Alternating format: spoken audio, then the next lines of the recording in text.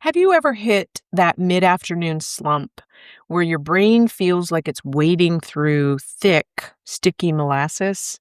You can't focus, you can't find the right words, and all you want to do is nap or grab something sugary or some carbs. We usually call it brain fog, and we like to blame it on a bad night's sleep or maybe just getting older. But what if I told you that the real culprit might be hiding in your metabolism? And what if that cloudy feeling in your head is actually a cry for help from your cells, struggling with something called insulin resistance? And what if the secret to clearing that fog isn't just another cup of coffee, but it's healing the delicate ecosystem inside your gut? Well, welcome to today's episode, Sugar Crash. And today I want to connect the dots between your blood sugar, your microbiome, and your mental clarity. So let's dive in. Hey friend, welcome to Gut Fix. Are you ready to finally get rid of those debilitating digestive symptoms? Do you catch yourself staying up late Googling things like, what can I eat? Or how do I stop a flare? Or maybe you're just lying awake wondering, how did this ever happen to me? I'm Wendy, and I've been exactly where you are, desperately searching for answers, but determined to find natural solutions. And like you, I was overwhelmed by all the conflicting information out there and unsure of what might really work for me. And so now in this podcast, I'm here to share with you what I've learned, how to listen to your body's signals, and uncover the common mistakes that might be standing in the way of your healing. So grab your favorite drink, pop in your earbuds, and let's dive into your health transformation together. Hey everyone, and welcome back to another episode of Gut Fix.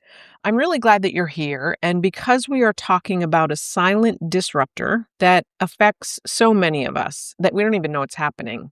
And we often don't even realize it, but it's a buzzword out there. It's been out there for a while, but we're talking about insulin resistance. And when most people hear those two words, insulin resistance, they immediately think pre-diabetes, diabetes, or weight gain.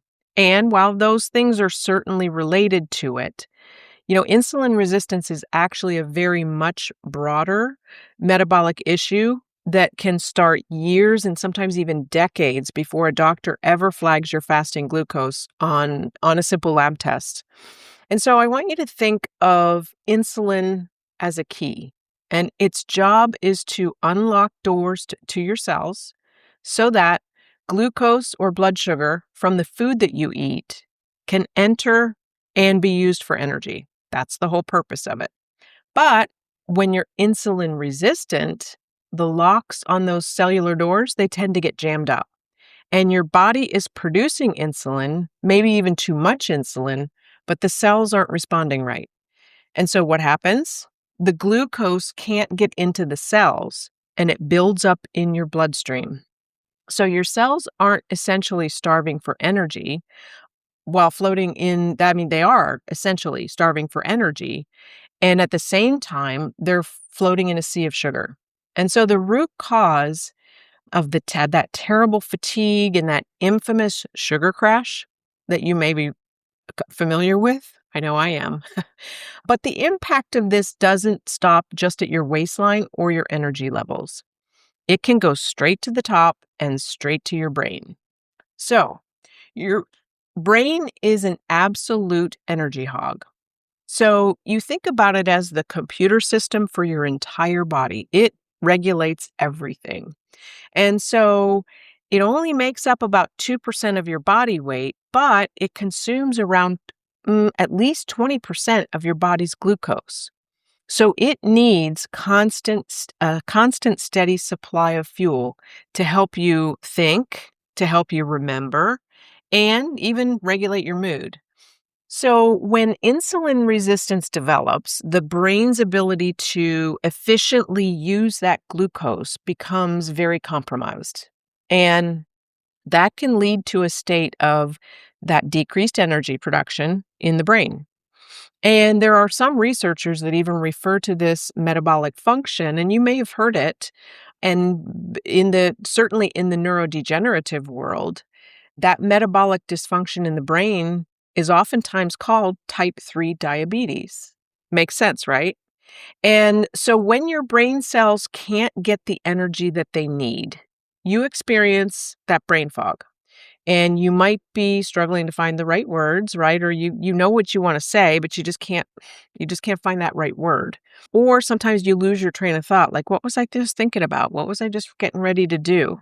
It can show up as feeling unmotivated, or you can experience some mild depression and anxiety.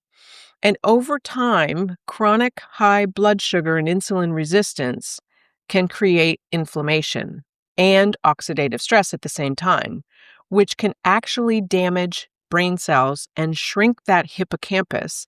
That's the area of your brain, the hippocampus, that's responsible for memory and learning. So it's a gradual decline. It doesn't happen overnight, of course. Just like many chronic diseases don't just happen overnight and didn't just start yesterday, right? They, day by day, if your metabolic health is poor, then your cognitive sharpness is going to suffer.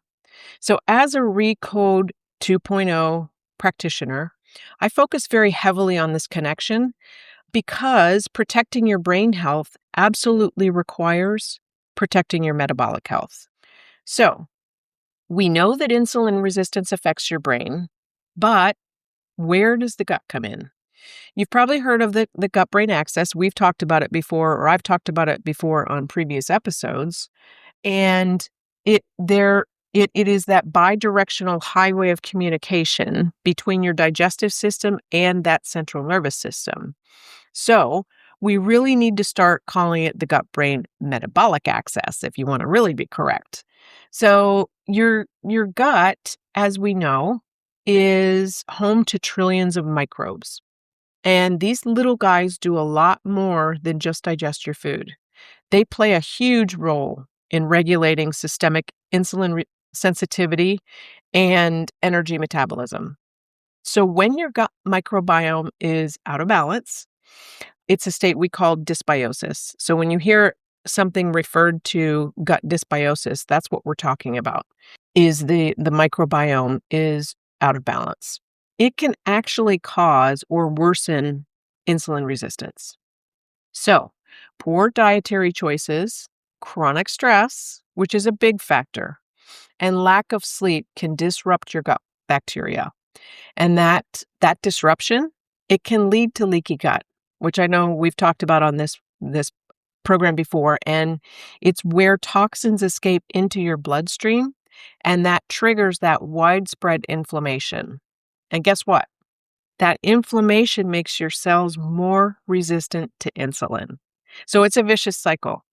Gut dysbiosis drives inflammation, which drives insulin resistance, which starves the brain of energy, which leads to brain fog and cognitive decline.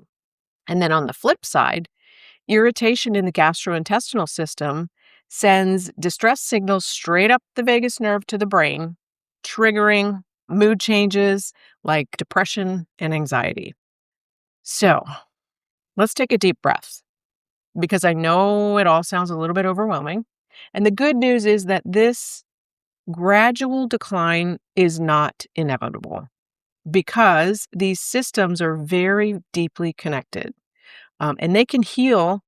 One helps the other heal the others. So once you heal one, it can help heal the other and the other and the other. So that vicious cycle, you just, heal what's in the cycle, right?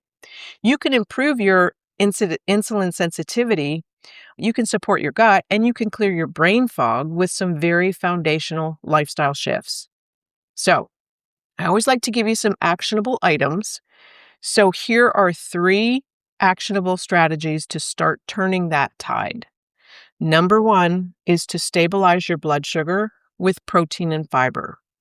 So the most effective way to stop those sugar spikes and crashes is to change how you fuel your body. So I want you to focus on a protein-first approach. And you also want to accompany that with plenty of fiber, non-starchy vegetables, healthy fats. Fiber is going to feed that good bacteria in your gut, and that's going to help them to produce those short chain fatty acids that naturally improve insulin sensitivity. Then number 2, I want you to move your body to sensitize your cells. So muscles in your body's biggest glucose, that is your body's biggest glucose sink. So when you exercise, especially strength training, you force your muscles to take up glucose from the blood, even without insulin. So regular movement makes your cells more responsive to insulin and increases blood flow to the brain. That's going to help clear away any of that fog. And then number 3 is to prioritize sleep and lower stress. So one single night of poor sleep can make you temporarily insulin resistant, just for the next day, right? Lack of sleep raises your cortisol, which is, as you know, your stress hormone, which tells your liver to pump more glucose into your blood. So it's so important to prioritize 7 to 8 hours of quality sleep, and that's non-negotiable for metabolic and cognitive repair. So remember, the health of your gut, your metabolism, and your brain, they're not separate issues. They are interconnected ecosystems, and by making very small, consistent choices to balance your blood sugar, you aren't just preventing disease, you're actively reclaiming your energy, your mood, and your mental clarity starting today. So I hope this was helpful. And if you want to take a deeper dive into your own personal health, whether it's gut or whether it's brain, just go ahead and go to my website, wendyhandy.com. You can book a free discovery call. We can kind of do a little bit of a deep dive in 30 minutes, 20 to 30 minutes, and figure out, first of all, should we be working together? Should we be taking a deeper dive into things to get things back in balance? Or maybe you'll just walk away with 1 or 2 tips that you can implement to help you start feeling better. Either way, just go to my website, wendyhandy.com, and book that free discovery call. And until next time, take care of your gut, because you know what? Your brain is going to thank you in the meantime. Hey friend, I hope today's episode brought you some real value. If it did, would you take just 30 seconds to share it with a friend who might be struggling to get her gut in check? And if you're feeling extra generous, leave me a review on Apple. It absolutely lights me up knowing that this podcast is making a difference for you. All right, it's time for me to grab my protein shake and get my gut happy. I'll see you back here next Tuesday for another episode of Gut Fix. And until then, stay happy and stay healthy.